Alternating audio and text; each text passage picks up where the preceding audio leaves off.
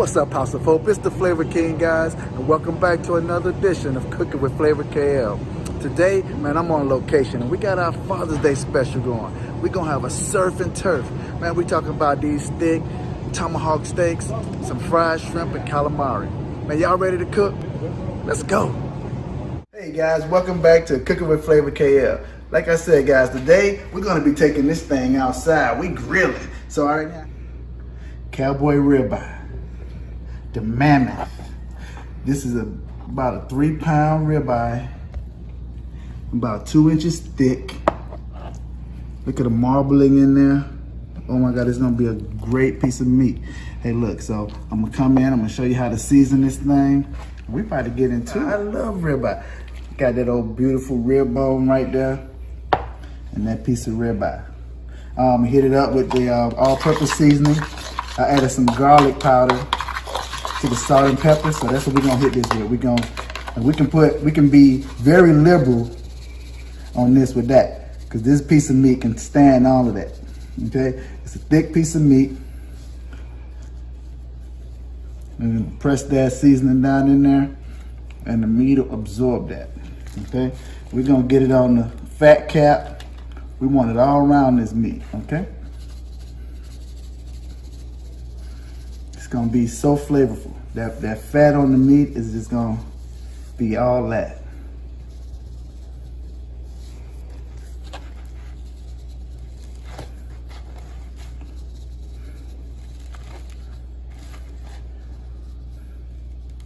Yeah, we're gonna let this sit out for a minute. We're gonna go get those charcoals on. All right, guys, we're bringing it outside. We got the grill flaming up right now. Right now we're gonna be cooking indirect heat steak. Right now I got my wood chips soaking. We're gonna put those on this outside piece so we can just have that smoke coming through the barrel and cooking that meat nice and slow. We're gonna be low and slow on it. All right, guys, look, we out here, and I got that tomahawk. We got it nicely seasoned. The season is sticking to it. I'm gonna put it on the hot side of the grill. We're gonna put it in here for 5 minutes. We're gonna sear it for another 2.5 minutes. And I'm gonna bring it to the indirect heat side. And over here I have my butter, thyme, some garlic, some rosemary salt that I made up. That's some sea salt, rosemary, and garlic all blended up together. And this is gonna melt, and we're gonna put that steak over this, and the dripping's gonna come down in there, and this is what we're gonna base the tomahawk with. I'm looking for a medium well. So we're gonna look at an internal temperature on that meat at probably around 165 or something, but definitely be able to touch it and feel it. All right, so I flipped it over. That was 2.5 minutes on that side. We're gonna get it 2.5 minutes on the other side, and I'm gonna move it over to indirect heat side. All right, guys, I got my wood chips soaking. I'm gonna put those on the direct side. I soak them in water so we can still get that good smoke, and then they don't burn down as fast. So we're gonna hit that up like that. That smoke is gonna come from this side into the opening, and it's gonna smoke the meat on the other side. All right, guys, we're coming back out to the grill about 1.5 hours later. So we're gonna lift it up. We're gonna see what we got. I've been basting it, but this is what we're looking at right now. We got the ribeye back there, looking delicious. We got these.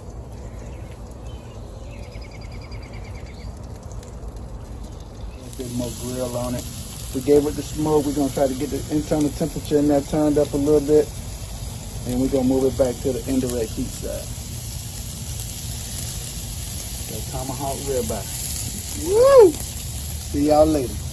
All right, guys, look, I cooked my first ribeye, my tomahawk ribeye. So I'm gonna go ahead. I had it on there for about 5 hours. It's been resting for about 30 minutes. So we're finna cut it and see what it looked like on the inside. That look nice and juicy right there. That looks delicious. And the whole thing about it, man, you gotta have a good knife too. You gotta have a good knife. You see how that knife going through that light? What? Oh my God, that's delicious. I'm ready to try that right now. This one, call him a name.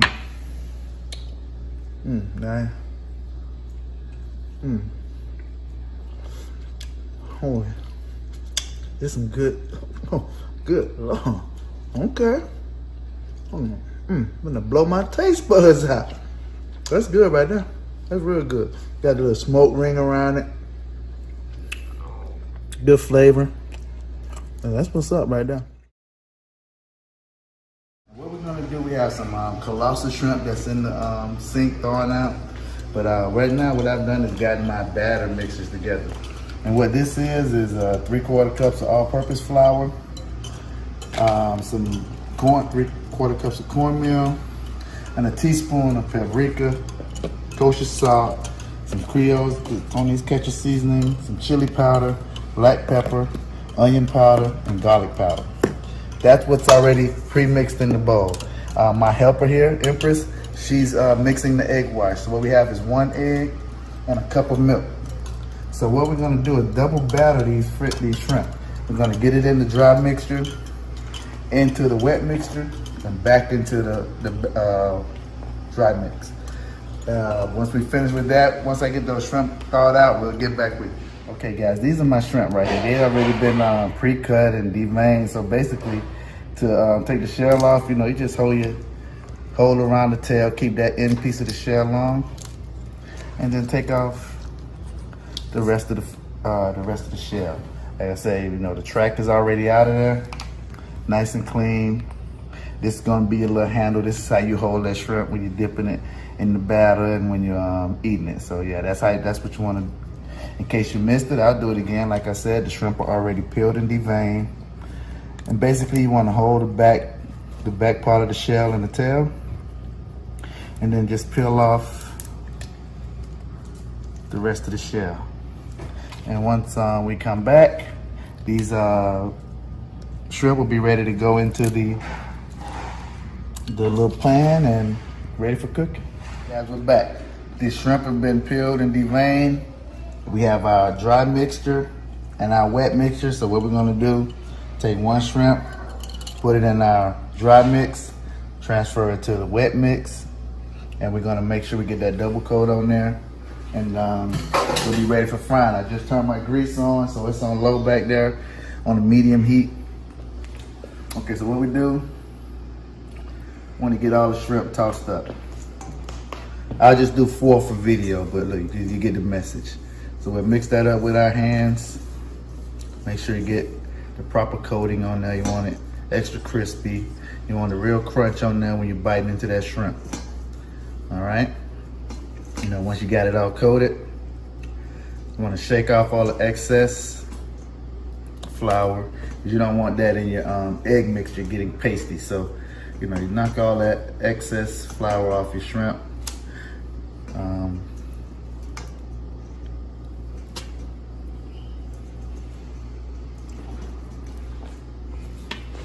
Once you got that done,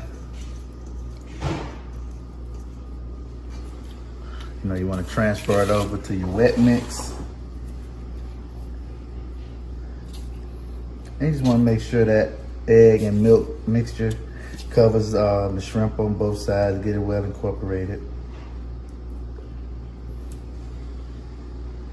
And then, you know, that's kind of what you're looking for right there. And we'll go back into our dry mix, shaking off all the excess wet mix.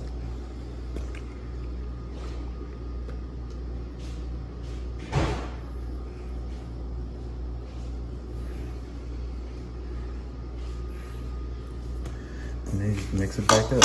Mix it back up, make sure it's coated, and then go your double coat. All right, guys. So we're just about finished up that double coat. Yeah, that looks just fine right there. This is what you're looking for. You're gonna have a nice crunchy exterior on that shrimp. Yeah, that's restaurant quality right there. I'm telling you, they're gonna love it. You're gonna love it. So like I said, just for video time, we're gonna try to do about 5 of those, and I'll do the rest of those later once we finish. But there we go. That's what we're looking for. That's your prepared shrimp getting ready for the grease. I probably have about 5 more minutes on the grease, and then we'll be back. You'll see them going in. I think our grease is ready, and we're gonna just touch the shrimp on the oil. You see the bubbles, and you just want to lay it in there. That's how you stop the splash. Make sure the shrimp touch the water. Lay it in. I'm gonna probably only put 3 in this pot because I don't want to overcrowd them, and I want them to be real crispy. So you let them get in there and they cook, and they're gonna cook for about 3 to 4 minutes. You want that shrimp to make a C. You want to make sure those shrimp come into a C. If they close all the way up, that means they've cooked too long. So about 3 minutes cook time, and they'll come out golden brown. I have my little wire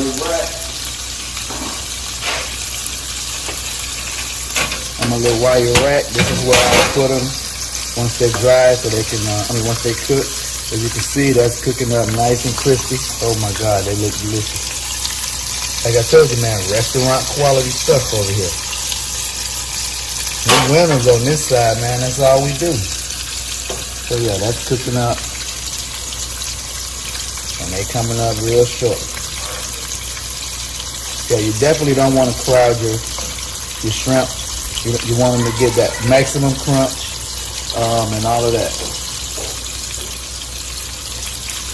You want them crunchy when you bite into them. You want to hear that crunch, have that bite. You got the seasoning in there. Oh man, these are awesome. And you know they're going to be ready because they start to float to the top.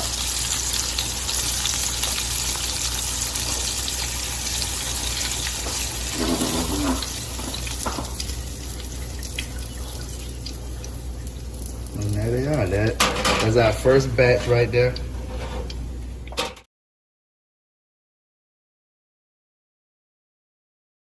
How do we know when we're listening to someone who's an idiot juxtaposed to someone who has actually done the stuff they're teaching?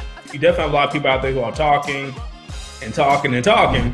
So you can double check their work. If you're saying that they are saying like the sky is blue with all these other things are saying the sky is red, all right, you might need to start to follow somebody else most likely. So you can Google what is a stock, what is a REIT, what are some good stocks to invest in, what's an index fund, so on and so on. I always think that's the best place to start.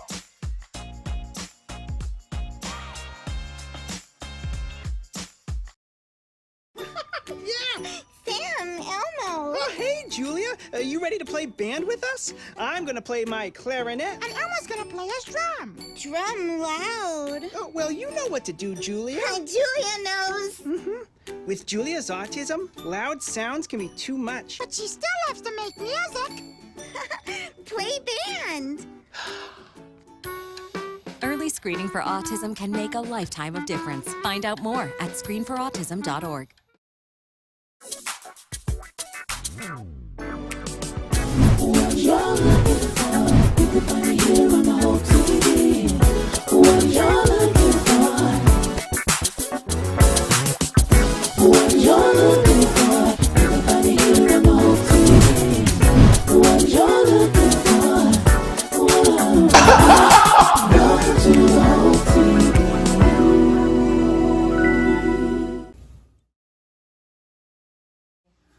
All right, guys, today we're going to be cooking calamari. Before we get into the video, guys, like, comment, and subscribe to Cooking with Flavor KL. Hey, guys, so today we're going to be cooking calamari. So how you clean this thing? You can't just get it on there and start cutting it and frying it. You got to clean out the inside of the tube.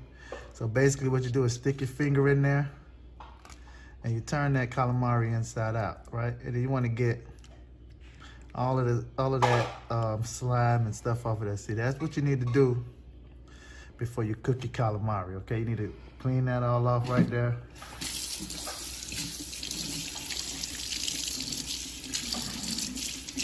And you can keep it on that same side or flip it back inside. I flip it back inside. And you basically do that the same way you started off with it. All right, here, so look, we got the baby octopus too. We're gonna chop up with these calamari. These not that big. Between these, all you need to do is pull that long tentacle off right there. Just pull that, and that's good to go. You know, you wanna clean it up, and we'll put it in there with them. You can split this down the middle also. You can just kind of cut it, kind of open it up, but we're gonna leave it like that. Ever saw octopus? Baby octopus. Yeah, I told y'all, boy, 2021, Cooking with Flavor, we're going to be in there. We're going to be doing a whole lot of stuff. Okay, guys, so we cleaned our calamari, and what we want to do is just cut like about an inch thickness on that ring. Now, this is work a whole lot better if the calamari was slightly frozen, but it wasn't, so I'm going to work with it, make it do what it do. So we're gonna cut these rings, and then we're gonna soak them in buttermilk for about 30 minutes so that flour dredge, that mixture of flour and cornstarch can stick to it. Then they're gonna be ready for the fryer. So yeah. And that buttermilk, when you put it in there, that's gonna help tenderize this a lot.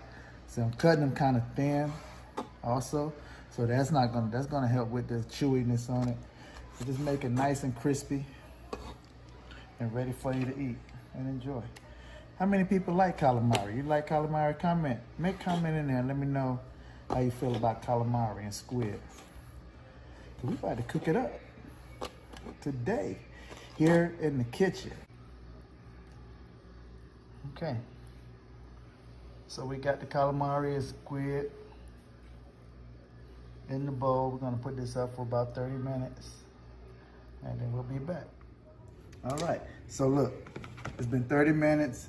Our squid and calamari have been soaking in the buttermilk. I'm gonna add some Old Bay to we have 1 cup of flour and half a cup of cornstarch. I'm gonna add some Old Bay, some black pepper. This is all about a 1/3 teaspoon. Garlic powder and onion powder. All right, then we're gonna shake that all up and mix it all up in that dredge. Well, that was a little bit, that was about a half teaspoon, right?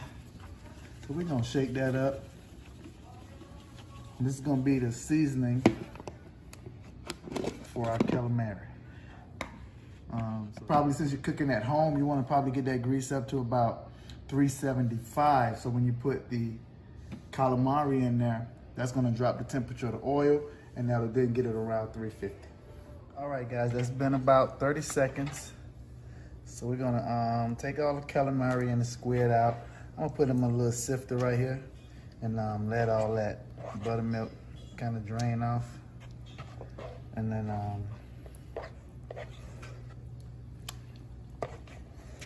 what I'll do also is I cut up some peppers, some jalapenos and some other hot peppers. I'm gonna put those in the buttermilk. And I'm also gonna put those in the little dredge also. And we're gonna fry these up also. It's gonna give it a nice color in the calamari dish. And also give you a little bit of heat if you can stand some of that.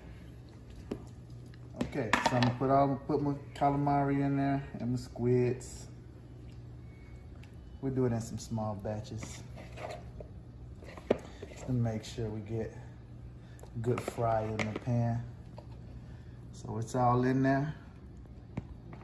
And you know, we're about to get it to the grease. All right guys, so you can see the dredge is stuck on there just like I wished it would. So we're gonna just shake it off and we'll take all that excess off. And we'll move over to the frying pan and put this on in there. So like I said, we got 2 batches we're gonna do with this, and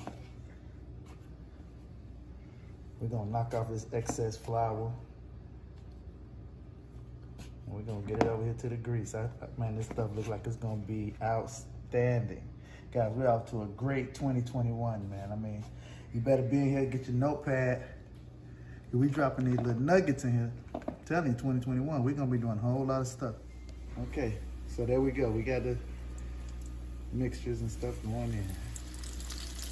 It'll probably take about 3-4 minutes till they're nice and golden brown. That's what you want to hear right there. That's music to my ears.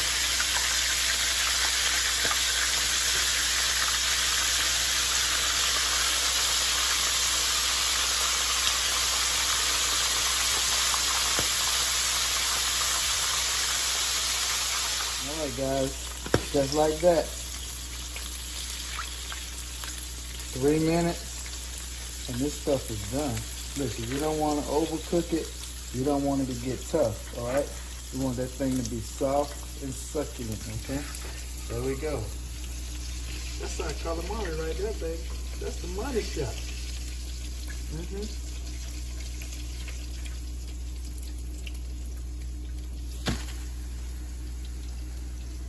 We got one more batch to do, and once you get it in there, you want to hit it with a little bit of salt.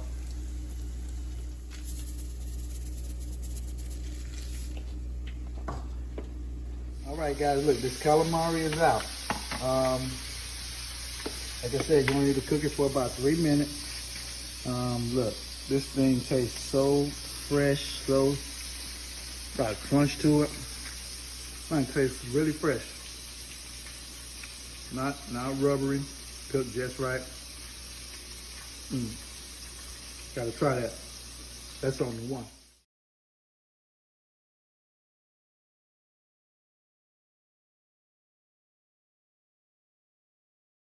I want you to talk to us about what your experience is like as a millennial in the entertainment industry. I would honestly say that my gender probably played more of a factor than my age did. She's a female, so she probably don't really know, or she probably can't really, and so then they would just write me off. But we got that together.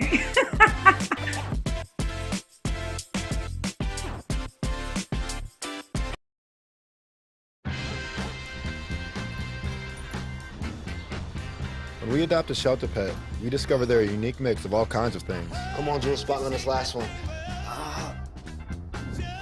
There it is.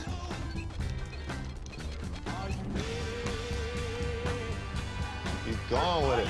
Leo! They're a little bit of a lot of things, but they're all pure love. I have went through the trenches to understanding of dancing with darkness, to realizing that I had to be broken to be a light. Outside of the titles, outside of the responsibilities, what I owe God is everything. And so I speak from a solid foundation of knowing that I'm not my past circumstances, I'm not my past situations, I'm not my trauma, but I am who He's called me to be.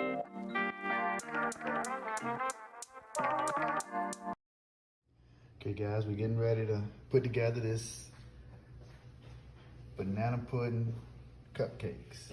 Here are the ingredients. Got 2 cups of crushed vanilla wafers, banana cream, instant jello, French vanilla cake mix. Got 3 eggs, half a cup of water, half a cup of oil, 3 smashed bananas, 1 tablespoon of all-purpose flour, 4 teaspoons of sugar. For our icing, we got 2 cups of milk, another pack of banana instant pudding, and some Cool Whip. We'll blend that together and make us a banana pudding topping. So yeah, we're about to get started. This is what we're looking like. These are the ingredients. So let's get into it. Let's bake. Okay, here we go. You want to put your box of French vanilla cake mix in your bowl.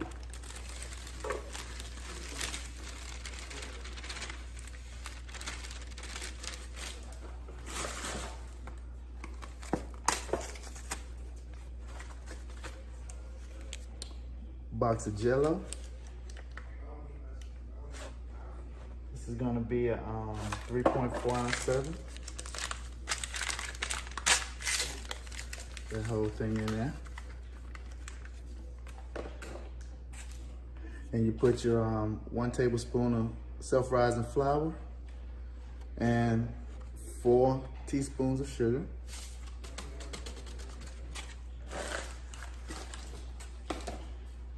Add your half a cup of vegetable oil, half a cup of water, and crack your 3 eggs. Crack your 3 eggs separately, just in case you don't get any shells or any bad eggs in your cake batter. Get your mixer.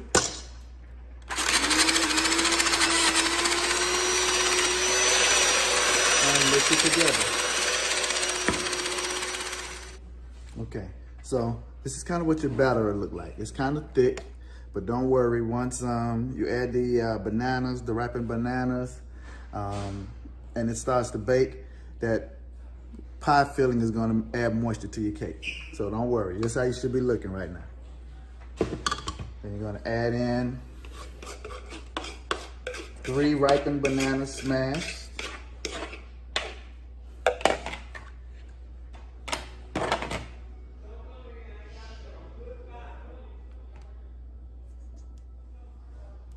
Okay, so now I added the 2 cups of vanilla wafers along with the smashed bananas or banana pureed up with my fork, and then you just fold this in together.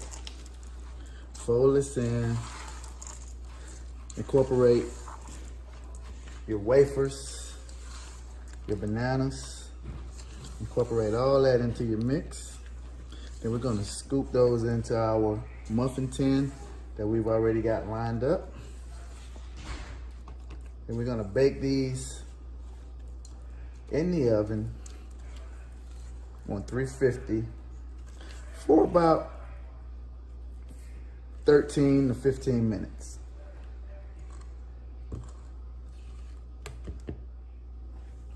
Okay. Now these babies will go in the oven on 350 for about 13 to 15 minutes, or until golden brown. You know, each oven cooks differently, so you know your oven, so you gauge it.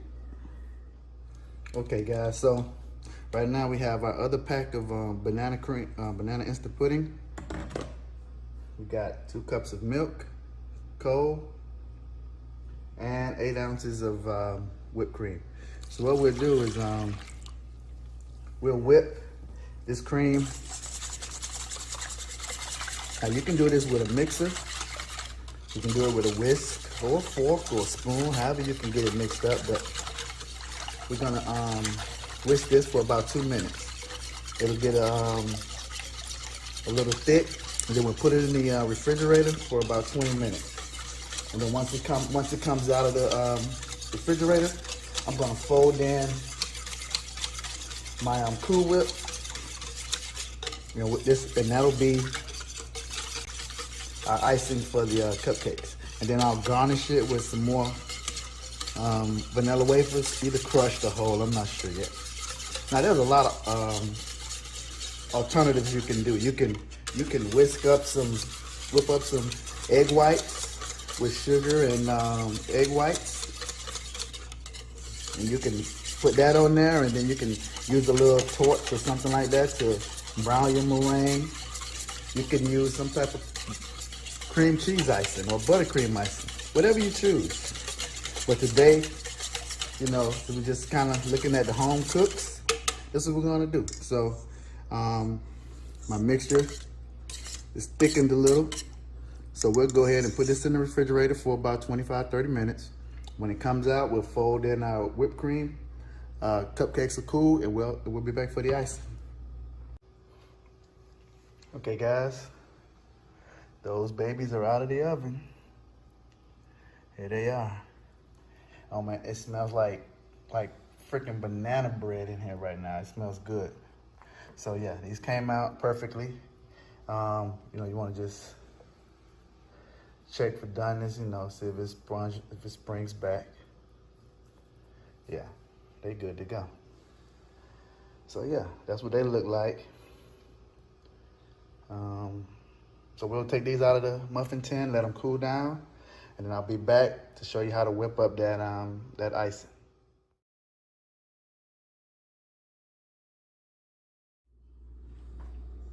Okay, so here's our banana pudding, the instant pudding that we just took out of the refrigerator. What I'm gonna do is I'm gonna combine this with the Cool Whip, and then we're gonna put it in a piping bag and pipe it on our cupcakes.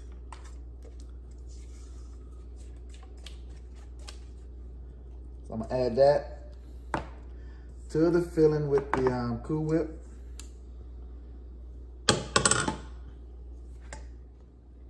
And then I'm gonna add 1 teaspoon of sugar to this.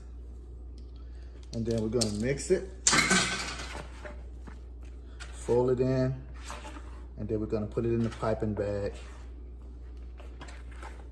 And that's what you'll be looking like right there. So just keep folding it, folding it, folding it in. So that Cool Whip and that banana cream filling is gonna be all incorporated into the dish. Okay, so I got my piping bag, and we just pipe that Cool Whip and instant banana pudding on your cupcake. There you go. Sweet. Now listen, I gotta look at y'all when I say this. Can I be real with you? Can I be real? Listen, I'm an old school banana pudding. Now, I don't really think I like this old instant pudding and stuff like that, but I'm gonna try this cupcake out. So here's the cupcake, you know, got the banana flavoring on it. I mean, the Cool Whip and the instant banana pudding. I'm old school, man. I like baked banana pudding with the meringue on the top, a lot of cookies, a little bit of bananas. But let me taste this.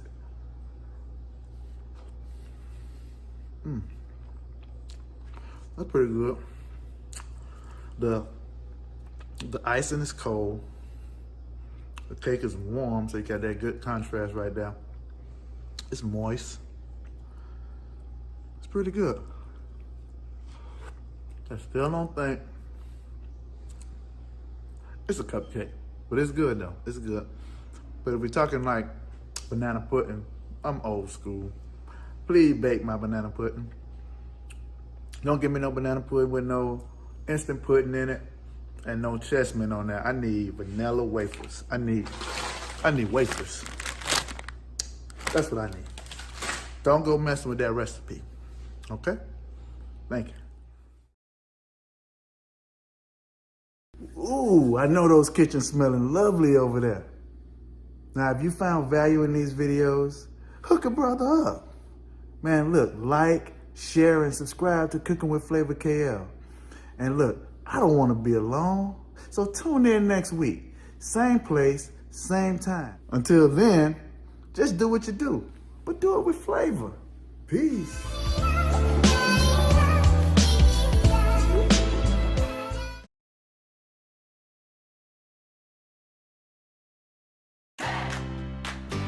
I'm Miss Kim, and today we are going to talk all about life cycles.